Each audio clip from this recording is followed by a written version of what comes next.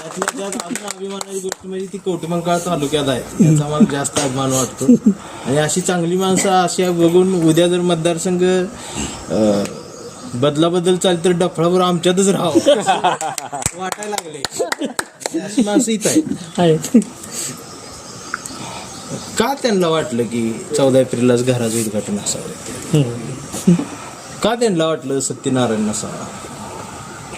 का त्यांना वाटलं की विचारानंच हे सगळं करावं? कारण तो कुठं सप्त्याला भंडारा खायला नाही गेला,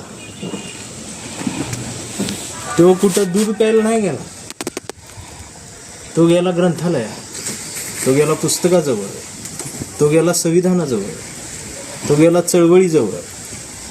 त्याला न्याय, अन्याय, समता, बंधुता हे कळायला लागलं आणि याच्यातून त्याला कळाला तो भारत. मग त्यातून अशा पद्धतीने उभं राहील.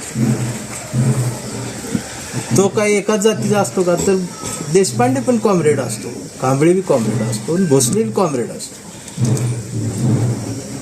विचारांकडे बघून जात कळत नाही ही सगळ्यात मोठी जमीची बाजू आमच्या देशात आहे. त्याचा मला अभिमान वाटत आणि म्हणूनच मगाशी पण मी भाषणात विषय काढला होता की या विचारांशी कनेक्ट असलं की भविष्याच्या रेषा या तळहातावर राहत नाही, हे मनगटात जातं. नाहीतर मग ह्यो नाद सुटला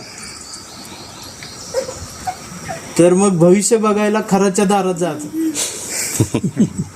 खराच्या दारात जाऊन आयुष्याची वरात काढून घेण्यापेक्षा फुले शाहू आंबेडकरांच्या परातीत समतेची भाकरी भाजून आयुष्य जोरात जगता येतं हे या माध्यमातून या दारात या उंबरट्यात या ठिकाणी सिद्ध करून दाखवलं. आणि ते फक्त इथवर थांबलं नाही, त्यांना चळवळ नेमकंपणानं कळालेली की काम कुठं करायचं.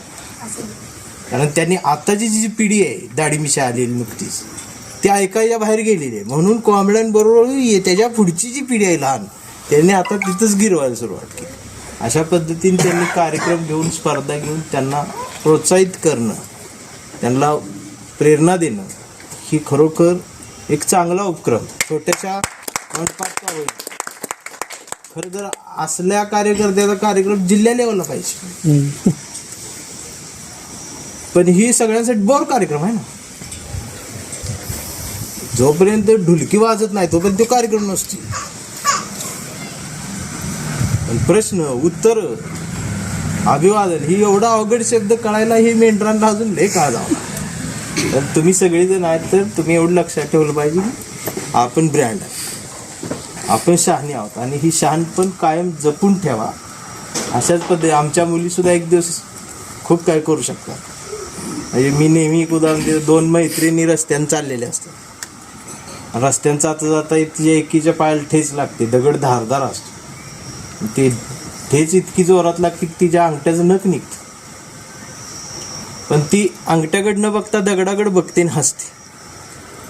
दुसरी म्हणते अगं अंगठा फुटला, एवढा मोठा दगड पाहायला आलाय, हसतेस काय? ती म्हणते जाऊ दे सोडून. ती म्हणते अगं चिंदी तरी बांध, दवाखान्यात चल, चक्कर येईल, रक्त वाहतं. ती म्हणते जाऊ दे सोडून, एवढा मोठा दगड पाहायला लागला त्याचं काय? ती म्हणते एवढा मोठा दगड पाहायला लागला, तो हसत म्हणते सोडून दे, असं का? तर ती म्हणते की माहेरच्या जो वाटेवरचा दगड होता त्याचं एवढं वाईट वाटून काय घ्यायचं. म्हणजे माहेरच्या वाटेवरच्या दगडावर प्रेम करणाऱ्या लेकरवाळ्या पोरींचा हा महाराष्ट्र झाला, तर सासरवाडीच्या हायवेवर प्रेम करणाऱ्या जावयाच्या अवलाद अजून निर्माण झाली.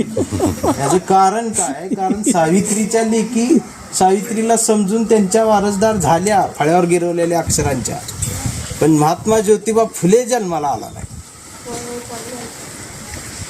बाबासाहेबाला समजून घेणार वारसदार इथं आला नाही. त्याचा परिणाम असा व्हायला लागला की हल्ली चित्र बघितलं तर मुली सगळ्यात जास्त शिकायला लागल्या. आता तुम्ही एवढी स्पर्धा घेतली, सगळ्या मुलीच दिसल्या, पोरांनी भाग बी घेतला मुलीच पुढे आहे त्या, त्याला बाकीच पोरं चिडवते त्या पोरींच्यात कशा.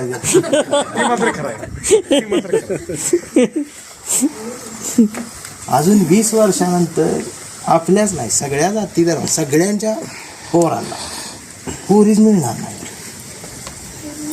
कारण ही 10वी 12वी असणार आहे नापास, दोन्ही शाळेत एकाही शाळेत. आणि पुरी ग्रॅज्युएट असणार आहे. ह्याची 10 एकर जरी रान असलं तरी पोरगी म्हणते दारात सुद्धा थांबू नका पप्पाचा. ही परिस्थिती त्यावेळेला होणार आहे आणि त्यावेळेला मग मी मिशी अशी पिळणार आहे. व्याख्यानाला आला असता आणि त्या स्पर्धेत भाग घेतला असता कॉम्रेडच्या, तर आयुष्यात ही येळ बोंबलं नाही.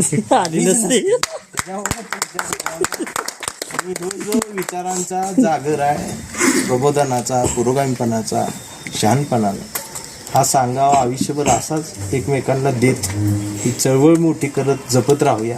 सर्वांना बाबासाहेबांच्या जयंतीच्या मनापासून शुभेच्छा देतो. थांबतो, मला परभणीला जायचं आहे. काल मी अमरावती करून परत आलो, परत जायचं आहे. सगळ्यांना शुभेच्छा, मोठा यशस्वी.